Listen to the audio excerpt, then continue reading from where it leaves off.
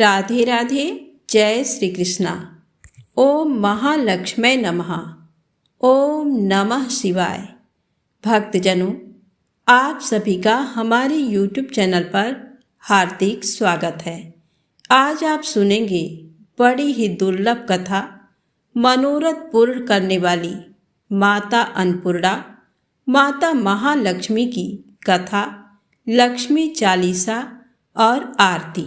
जो भी व्यक्ति आर्थिक परेशानियों से जूझ रहे हों, वैसे व्यक्ति अगर माता लक्ष्मी के शरण में जाकर उनकी पूजा अर्चना और आरती रोजाना करें तो माँ प्रसन्न होकर उसके सभी कष्टों को शीघ्र हर लेती हैं। यदि आप माँ लक्ष्मी की कृपा दृष्टि अपने ऊपर बनाए रखना चाहते हैं तो अपने घर में रोजाना माँ लक्ष्मी की आरती जरूर करें। तो आइए सुनते हैं माता अन्नपूर्णा, माता महालक्ष्मी की बड़ी ही दुर्लभ और पावन कथा। कथा को आप कृपया पूरा अवश्य सुने। माता अन्नपूर्णा का 21 दिवसीय ये व्रत अत्यंत चमत्कारी फल देने वाला है। ये व्रत मार्गशीर्ष मास में शुक्ल पक्ष की प्रतिपदा से शुरू कर 21 दिनों तक किया जाता है। इस व्रत में अगर व्रत ना कर सके तो एक समय भोजन करके भी व्रत का पालन किया जा सकता है। में सुबह घी का दीपक जलाकर माता अन्नपूर्णा की विधि विधान से पूजा करें, भोग लगाएं, साथ में अन्नपूर्णा माता की कथा पढ़ें या सुनें। अन्नपूर्णे सदा पूर्णे शंकर प्राण वल्लभे ज्ञान वैराग्य सिद्ध्यर्थम भिक्षाम देहि च पार्वती। माता च पार्वती देवी पिता देवो महेश्वरः बान्धवा शिवभक्ताश्च स्वदेशो भुवनत्रयम्। एक समय की बात है, काशी निवासी धनंजय की पत्नी का नाम सुलक्षणा था। उसे अन्य सब सुख प्राप्त थे, केवल निर्धनता ही उसके दुख का कारण थी। ये दुख उसे हर समय सताता था। एक दिन सुलक्षणा पति से बोली, स्वामी आप कुछ उद्यम करो तो काम चले। इस प्रकार कब तक काम चलेगा? सुलक्षणा की बात धनंजय के मन में बैठ गई और वह उसी दिन विश्वनाथ शंकर जी को प्रसन्न करने के लिए बैठ गया और कहने लगा, हे देवादिदेव विश्वेश्वर, मुझे पूजा पाठ कुछ आता नहीं है, केवल तुम्हारे भरोसे बैठा हूँ। इतनी विनती करके वह 2-3 दिन भूखा प्यासा बैठा रहा। ये देखकर भगवान शंकर ने उसके कान में अन्नपूर्णा अन्नपूर्णा अन्नपूर्णा इस प्रकार 3 बार कहा। ये कौन क्या कह गया, इसी सोच में धनंजय पड़ गया कि मंदिर से आते ब्राह्मणों को देखकर पूछने लगा, पंडित जी अन्नपूर्णा कौन है? ब्राह्मणों ने कहा, तू अन्न छोड़ बैठा है सो तुझे अन्न की ही बात सूझती है। जा घर जाकर अन्न ग्रहण कर। धनंजय घर गया, स्त्री से सारी बात कही। वह बोली, नाथ चिंता मत करो, स्वयं शंकर जी ने ये मंत्र दिया है, वे स्वयं ही खुलासा करेंगे। आप फिर से जाकर उनकी आराधना करो। धनंजय फिर जैसा का तैसा पूजा में बैठ गया। रात्रि में शंकर जी ने आज्ञा दी, कहा तू पूर्व दिशा में चला जा। वह अन्नपूर्णा माँ का नाम जपता जाता और रास्ते में फल खाता, झरनों का पानी पीता जाता। इस प्रकार कितने ही दिनों तक चलता गया। वहाँ उसे चांदी सी चमकती वन की शोभा देखने में आई, सुंदर सरोवर देखने में आया। उसके किनारे कितनी ही अप्सराएं झुंड बनाए बैठी थी। एक कथा कहती थी और सब माँ अन्नपूर्णा इस प्रकार बार बार कहती थी। ये अगहन मास की उजेली रात्रि थी और आज से ही व्रत का आरंभ था। जिस शब्द की खोज करने वह निकला था वह उसे वहाँ सुनने को मिला। धनंजय ने उनके पास जाकर पूछा, हे देवियों, आप ये क्या करती हो? उन सब ने कहा, हम सब माँ अन्नपूर्णा का व्रत करती हैं। व्रत करने से गई, पूजा क्या होता है? ये किसी ने किया भी है? इसे कब किया जाए, कैसा व्रत है और विधि कैसी है, मुझसे भी कहो। वे कहने लगी, इस व्रत को सब कोई कर सकते हैं। 21 दिन तक के लिए 21 गांठ का सूत लेना चाहिए। 21 दिन यदि ना बने तो एक दिन उपवास करें। ये भी ना बने तो केवल कथा सुनकर प्रसाद लें। निराहार रहकर कथा कहें। कथा सुनने वाला कोई ना मिले तो पीपल के पत्तों को रख सुपारी या घृत कुमारी वृक्ष को सामने कर, दीपक को साक्षी कर, सूर्य, गाय, तुलसी या महादेव जी को बिना कथा सुनाए मुख में दाना न डाले। यदि भूल से कुछ पड़ जाए तो एक दिवस फिर उपवास करें। व्रत के दिन क्रोध ना करें और झूठ ना बोलें। धनंजय बोला, इस व्रत के करने से क्या होगा? वे कहने लगी, इसके करने से अंधों को नेत्र मिले, लूलों को हाथ मिले, निर्धन के घर धन आए, बाझल को संतान मिले, मूर्ख को विद्या आए। जो जिस कामना से व्रत करे माँ उसकी इच्छा पूरी करती है। वह कहने लगा, बहनों, मेरे भी धन नहीं है, विद्या नहीं है, कुछ भी तो नहीं है। मैं तो दुखिया ब्राह्मण हूँ। मुझे इस व्रत का सूत दोगी? हाँ भाई, तेरा कल्याण हो, तुझे सूत देंगी। ले, इस व्रत का मंगल सूत ले। धनंजय ने व्रत किया। व्रत पूरा हुआ। तभी सरोवर में से 21 खंड की सुवर्ण सीढ़ी हीरा मोती जड़ी हुई प्रकट हुई। धनंजय जय अन्नपूर्णा अन्नपूर्णा कहता जाता था। इस प्रकार कितनी ही सीढ़ियां उतर गया तो क्या देखता है कि करोड़ों सूर्य से प्रकाशमान अन्नपूर्णा माता का मंदिर है। उसके सामने सुवर्ण सिंहासन पर माता अन्नपूर्णा विराजमान है। सामने भिक्षा हेतु शंकर भगवान खड़े हैं। देवांगनाएं चंवर डुलाती हैं। कितनी ही हथियार बांधे पहरा देती हैं। धनंजय दौड़कर जगदम्बा के चरणों में गिर गया। देवी उसके मन का क्लेश जान गई। धनंजय कहने लगा, माता, आप तो अंतर्यामिनी हो, आपको अपनी दशा क्या बताऊं? माता बोली, मेरा व्रत किया है, जा संसार तेरा सत्कार करेगा। माता ने धनंजय की जिह्वा पर बीज मंत्र लिख दिया। अब तो उसके रोम रोम में विद्या प्रकट हो गई। इतने में क्या देखता है कि वह काशी विश्वनाथ के मंदिर में खड़ा है। माँ का वरदान ले धनंजय घर आया। सुलक्षणा से सब बात कही। माता जी की कृपा से उसके घर में संपत्ति उमड़ने लगी। छोटा सा घर बहुत बड़ा गिना जाने लगा।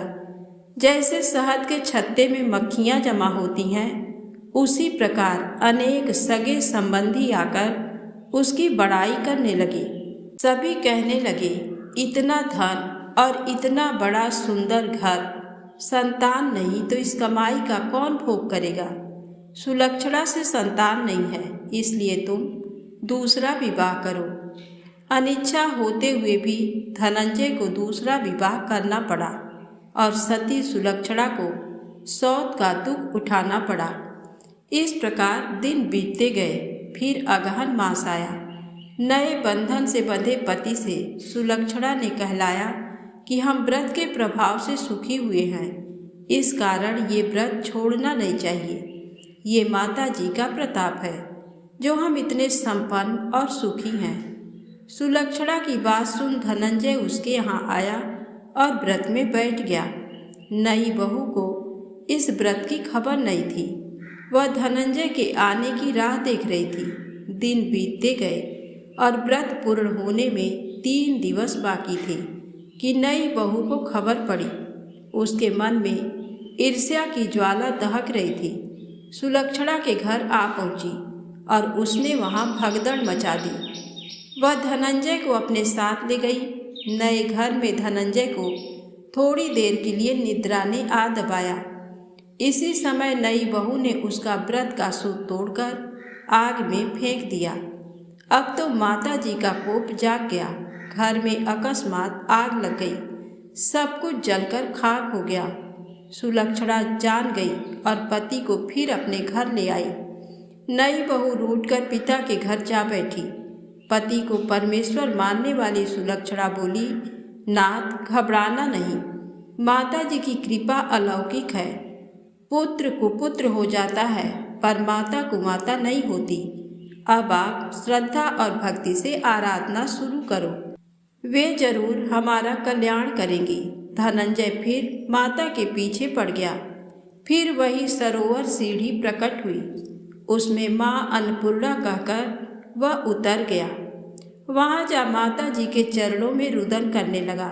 माता प्रसन्न हो बोली, ये मेरी स्वर्ण की मूर्ति ले, उसकी पूजा करना, तू फिर से सुखी हो जाएगा। जा, तुझे मेरा आशीर्वाद है।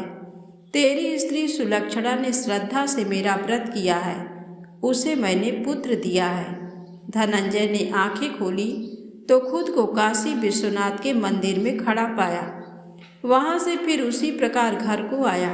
इधर सुलक्षणा के दिन चढ़े और महीने पूरे होते ही पुत्र का जन्म हुआ।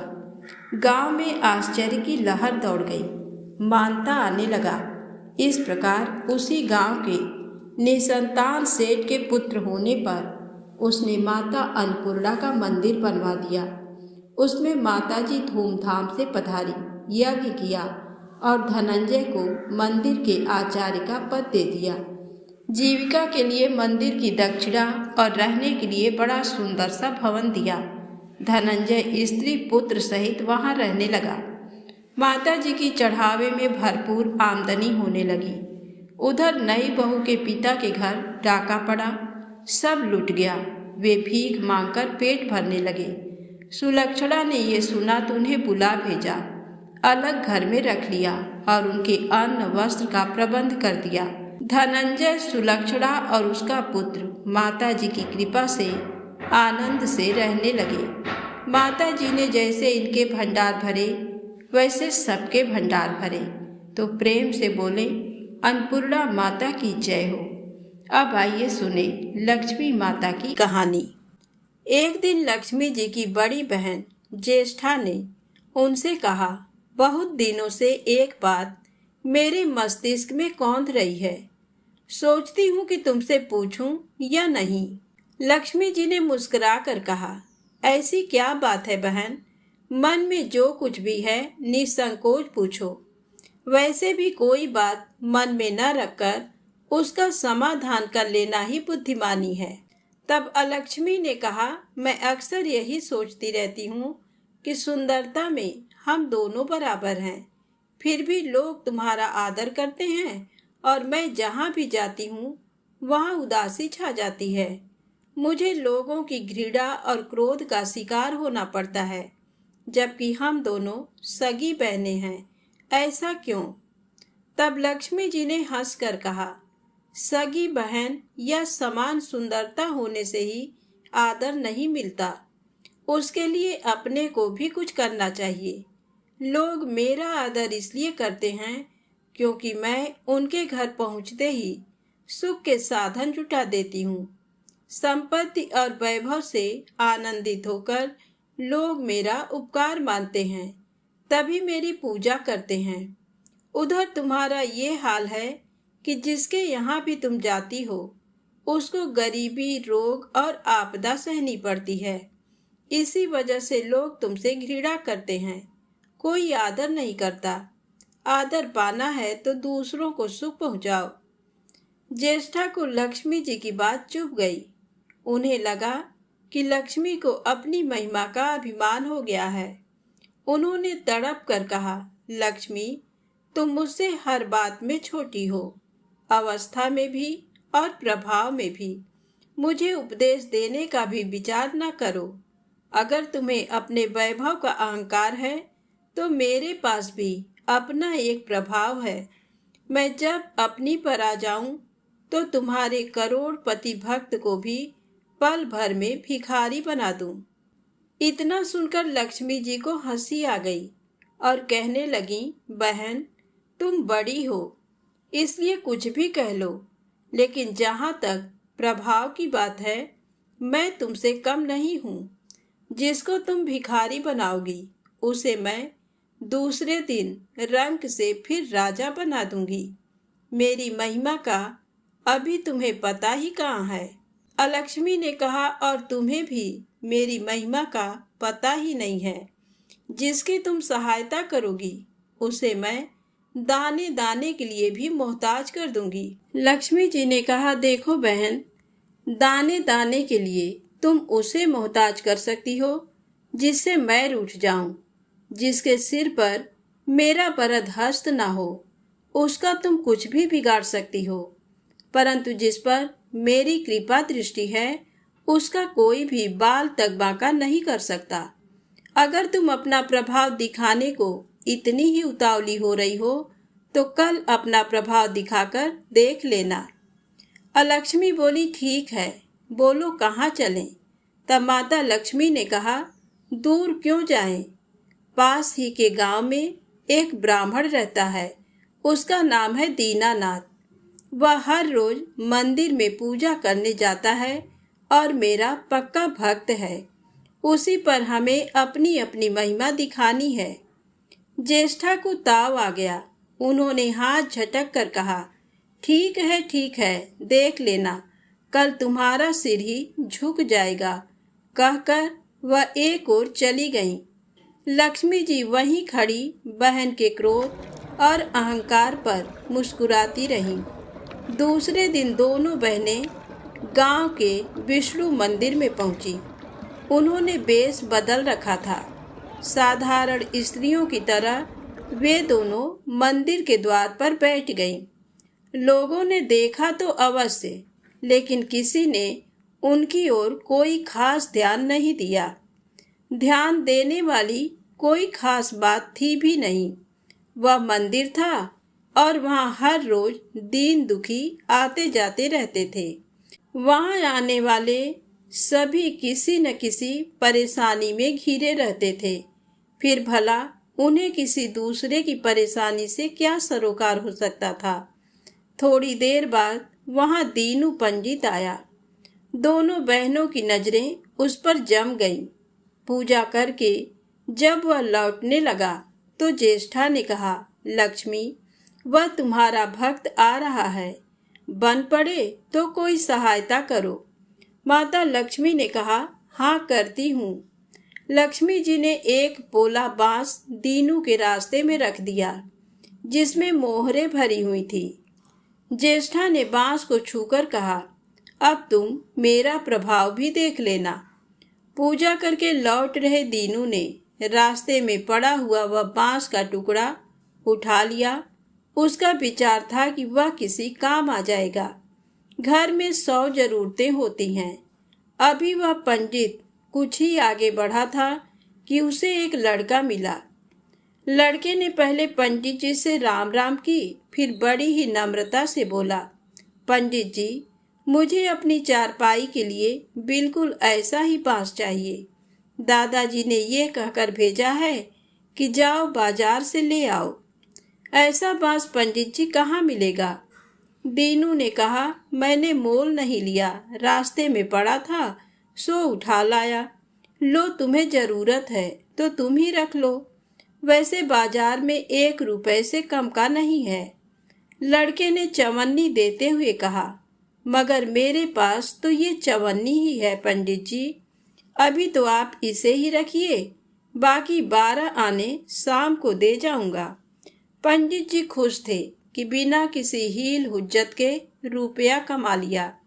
दीनू पंडित ने चवन्नी लेकर बांस लड़के को दे दिया और वह चवन्नी अपनी डोलची में रख दी। मंदिर के पास खड़ी दोनों देवियां ये सारी लीला देख रही थी। ज्येष्ठा ने कहा, लक्ष्मी, देखा तुमने, तुम्हारी इतनी सारी मोहरें मात्र एक चवन्नी में बिक गई। और अभी क्या, ये चवन्नी भी तुम्हारे भक्त के पास नहीं रुकेगी। चलो उसके पीछे चलते हैं और देखते हैं कि क्या होता है। दोनों बहनें दीनू के पीछे पीछे चलने लगीं। एक तालाब के पास दीनू ने डोलची रख दी और कमल के फूल तोड़ने लगा। उसी बीच एक चरवाहे का लड़का आया और डोलची में रखी हुई चवन्नी लेकर भाग गया। दीनू को पता ही नहीं चला। फूल तोड़कर वह अपने घर चलने लगा। इतने में वही लड़का आता हुआ दिखाई दिया जिसने चवन्नी देकर उससे बांस ले लिया था। करीब आकर वह बोला, पंडित जी, ये बांस तो बहुत वजनी है। दादाजी ने कहा है कि कोई हल्का बांस चाहिए, इसकी चारपाई ठीक न होगी। ये लीजिए, आप अपना बांस वापस ले लीजिए। कहकर उसने बांस पंडित जी के हवाले कर दिया। दीनू ने बांस ले लिया, लेकिन चवन्नी तो डोलची में थी ही नहीं। तब उसने कहा, बेटा, चवन्नी तो कहीं गिर गई, तुम मेरे साथ घर चलो, वहां दूसरी दे दूंगा।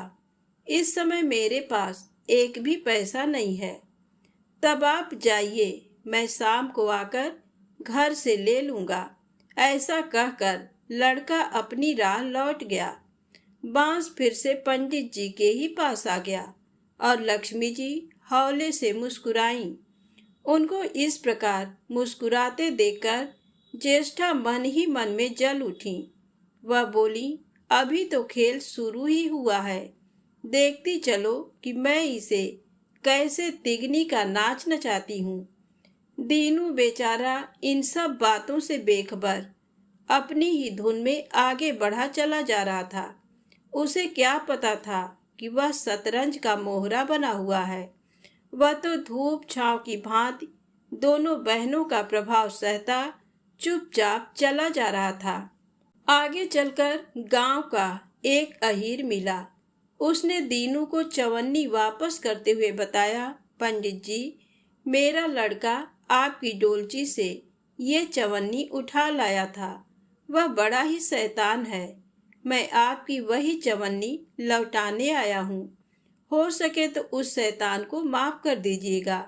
दीनू ने आशीर्वाद देकर चवन्नी ले ली और प्रसन्न मन से उस लड़के को पुकारने लगा, जो शाम को घर आकर चवन्नी लेने की बात कहकर लौटा जा रहा था। आवाज सुनकर लड़का लौट आया। अपनी चवन्नी वापस पाकर वह भी प्रसन्न हो गया। दीनू पंडित निश्चिंत मन से घर की ओर बढ़ने लगा। उसके एक हाथ में पूजा की डोलची थी और दूसरे में वही 5 हाथ का लंबा बांस। राह चलते दीनू पंडित सोच रहा था, बांस तो काफी वजनी है तो मजबूत भी होगा, क्योंकि ठोस है। इसे दरवाजे के छप्पर में लगा दूंगा, कई साल के लिए बल्ली से छुटकारा मिल जाएगा। ज्येष्ठा को उसके विचार पर क्रोध आ गया। लक्ष्मी जी के प्रभाव से दीनू को लाभ होता देख वह मन ही मन बुरी तरह जली जा रही थी। जब उन्होंने देखा कि पंडित का घर करीब आ गया है, तो कोई उपाय न पाकर उन्होंने दीनू को मारने का विचार किया।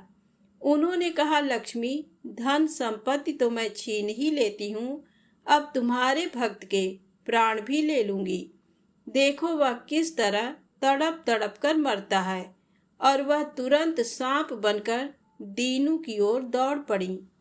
लक्ष्मी जी को तनिक भी घबराहट नहीं हुई। वह उसी तरह खड़ी मुस्कुराती रही। सहसा दीनू चौंक पड़ा। एक भयानक सांप फन उठाए उसकी ओर झपट रहा था। प्राण तो सभी को प्रिय होते हैं, उपाय रहते कोई अपने को संकट में नहीं पड़ने देता। दीनू ने पगडंडी वाला रास्ता छोड़ दिया और एक ओर को भागने लगा, लेकिन सांप बनी ज्येष्ठा उसे भला कहाँ छोड़ने वाली थी। वह तो उस गरीब के प्राणों की प्यासी हो चुकी थी। वह भी दीनू के आगे पीछे दाएं बाएं बराबर दौड़ती ही रही। दीनू घबरा गया। उसने हाथ जोड़कर कहा, नाग देवता, मैंने तुम्हारा कुछ नहीं बिगाड़ा, शांति से अपनी राह लौट जाओ। आखिर क्यों मुझ गरीब के पीछे पड़े हो? व्यर्थ में किसी ब्राह्मण को सताना अच्छी बात नहीं है। लेकिन वह नाग तो ज्येष्ठा का रूप था, जो दीनू को किसी भी तरह से डसना चाहता था। प्रार्थना पर कुछ भी ध्यान न देकर वह सांप एक बारगी फुफकारता हुआ झपट पड़ा। जब दीनू ने देख लिया कि बिना संघर्ष किए अब जान नहीं बचेगी। तो उसने प्राण रक्षा के लिए भरपूर जोर लगाकर वही बांस सांप के ऊपर दे मारा। धरती से टकराते ही बांस के 2 टुकड़े हो गए और उसके भीतर भरी हुई मोहरें खन खनाकर बिखर गईं, जैसे लक्ष्मी जी हंस रही हों। दीनू के मुंह हैरतपूर्ण चीख सी निकली। अरे, थोड़ी देर के लिए वह ठगा सा खड़ा आंखें फाड़े उन मोहरों की ओर देखता रहा। एक पल के लिए तो वह सांप को भूल ही गया, परंतु फिर जैसे उसे झटका सा लगा। सांप का ध्यान आते ही उसने उसकी ओर गर्दन घुमाई तो देखा कि बांस की चोट से सांप की कमर टूट गई है और वह लहूलुहान अवस्था में झाड़ी की ओर भागा जा रहा है। दूसरे क्षण वह मोहरों पर लौट गया और कहने लगा, तेरी जय हो लक्ष्मी माता। जीवन भर का दारिद्र्य आज दूर हो गया। तेरी महिमा कौन जान सकता है। चलो अब घर में बैठकर तुम्हारी पूजा आरती करूँगा। और फिर जल्दी जल्दी उसने सारी मोहरें अंगोछे में बांध दी और लंबे लंबे कदमों से घर की ओर चल दिया। पीछे एक पेड़ की छाया में खड़ी लक्ष्मी अपनी बहन ज्येष्ठा से मुस्कुरा कर पूछ रही थी, कहो बहन, सच बताना, बड़प्पन की था मिली कि अभी नहीं? बड़प्पन किसी को कुछ देने में ही है, उससे छीनने में नहीं। ज्येष्ठा ने कोई उत्तर नहीं दिया। वह चुपचाप उदास खड़ी रही। लक्ष्मी जी ने उनका हाथ पकड़कर कहा, फिर भी हम दोनों बहनें हैं, जहाँ रहेंगी साथ ही रहेंगी। आओ अब चले। तो प्रेम से बोले, माता लक्ष्मी की जय हो। अब आइए सुने लक्ष्मी चालीसा पाठ और आरती। मातु लक्ष्मी करी कृपा, करो हृदय में वास। मनोकामना सिद्ध करी, पूर्वहु मेरी आस।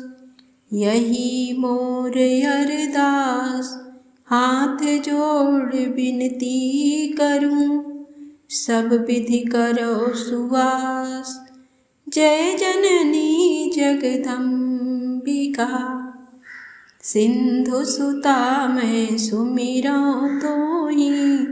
ज्ञान बुद्धि विद्या दो मोहि, तुम समान नहीं कोई उपकारी। सब विधि पूर्वहु आस हमारी। जय जय जगत जननी जगदम्बा, सबकी तुम ही हो अवलंबा। तुम ही हो सब घट घट वासी, बिनती यही हमारी खासी। जग जननी जय सिंधु कुमारी, दीनन की तुम हो हितकारी। बिनवो नित्य तुम ही महारानी, कृपा करो जग जननी भवानी। केहि विधिया स्तुति करो तिहारी, सुध लीजय अपराध बिसारी। कृपा दृष्टि चितवो मम ओरी, जग जननी बिनती सुन मोरी। ज्ञान बुद्धि जय सुख की दाता, संकट हरो हमारी माता। चीर सिंधु जब विष्णु मथायो, 14 रत्न सिंधु में पायो। 14 रत्न में तुम सुख राशि, सेवा कियो प्रभु बनि दासी। जब जब जन्म जहाँ प्रभु लीना, रूप बदलता सेवा कीन्हा। स्वयं विष्णु जब नर तनु धारा, लिन्हेउ अवधपुरी अवतारा। तब तुम प्रकट जनकपुर माही, सेवा कियो हृदय पुलकाहि, अपनाया तो ही अंतर्यामी। विश्व विदित त्रिभुवन की स्वामी, तुम सम प्रबल शक्ति नहीं आनी। कहला महिमा कहाँ बखानी, मन क्रम वचन करे सेवकाई। मन इच्छित वांछित फल पाई, तजी छल कपट और चतुराई। पूजहि विविध भांति मन लाई, और हाल मैं कहाँ बुझाई। जो यह पाठ करे मन लाई, ताको कोई कष्ट न होई। मन इच्छित पावे फल सोही, त्राहि त्राहि जय दुख निवारिणी। त्रिविध ताप भव बंधन हारिणी, जो चालीसा पढ़े पढ़ावे। ध्यान लगा कर सुने सुनावे, ताको कोई न रोग सतावे। पुत्र आदि धन संपत्ति पावे, पुत्रहीन अरु संपत्तिहीना। अंध बधिर कोढ़ी अति दीना, विप्र बुलाए के पाठ करावे। शंका दिल में कभी न लावे, पाठ करावे दिन चालीसा। तापर कृपा करें गौरीसा, सुख संपत्ति बहुत सी पावे। कमी नहीं काहू की आवे, 12 मास करे जो पूजा। तेहि सम धन्य और नहीं दूजा। प्रतिदिन पाठ करे मन माही, उन सम कोई जग में कहूँ नाही। बहुविधि क्या मैं करऊँ बड़ाई, ले परीक्षा ध्यान लगाई। कर विश्वास करे व्रत नेमा, होय सिद्धि उपजय उर प्रेमा। जय जय जय जय लक्ष्मी भवानी, सब में व्यापित हो गुण खानी। तुम्हरो तेज प्रबल जग माही, तुम सम को दयालु कहूँ नाही। मोहि अनाथ की सुधि अब लीजे, संकट काटि भक्ति मोहि दीजे। भूल चूक करी क्षमा हमारी, दर्शन दीजे दशा निहारी। बिन दर्शन व्याकुल अधिकारी, तुम ही अछत दुख सहते भारी। नहीं मोहि ज्ञान बुद्धि है तन में, सब जानत हो अपने मन में। रूप चतुर्भुज करके धारण, कष्ट मोर अब करऊँ निवारण।